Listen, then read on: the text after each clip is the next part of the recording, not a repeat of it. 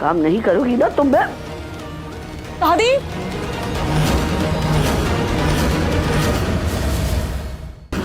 ये क्या हो रहा है यहाँ? एक तो काम चोरी करती हो, ऊपर से मेरे पोते का खाना भी छीनती हो। रुचिता, ये लो, जल्दी से खा लो, किसी को भी पता नहीं चलेगा। स्टोर रूम में पहुंचा।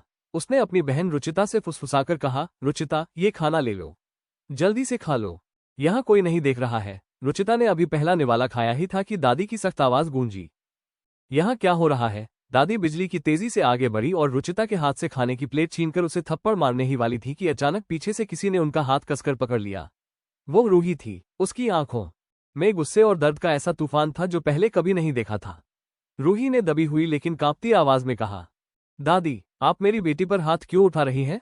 क्या आपको नहीं लगता कि यह जुल्म की हद है? उसी पल नेहर भी स्टोर रूम में आ गया। उसने देखा कि उसकी मां रुचिता पर हाथ उठा रही है और रूही अपनी आंखों से उन्हें रोक रही है। वो हैरान रह गया। उसे अब एक बड़ा फैसला लेना था। रूही का इस घर में रहना सब के इम्तिहान से कम नहीं था।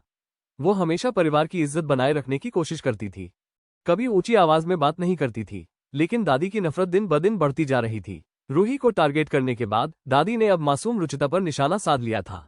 रुचिता की हर बात में कमी निकालना, उसे बिना वजह डांटना और उसकी छोटी छोटी खुशियों को दबाना उसकी आदत बन गई थी। रूही इन सब बातों से बहुत दुखी होती थी, लेकिन घर की शांति बचाने के लिए वो अपने आंसू पी जाती थी। उसे डर था कि कहीं उसके रिएक्शन से घर में कोई बड़ी लड़ाई न हो जाए। लेकिन आज दादी का असली चेहरा नेहर के सामने आ गया था। रूही की चुप्पी का फायदा उठाकर दादी ने अब अपनी सारी हदें पार कर दी थी। क्या नेहर अब अपनी बेटी और पत्नी का साथ देगा या उसी पुराने डर के साए में जीता रहेगा?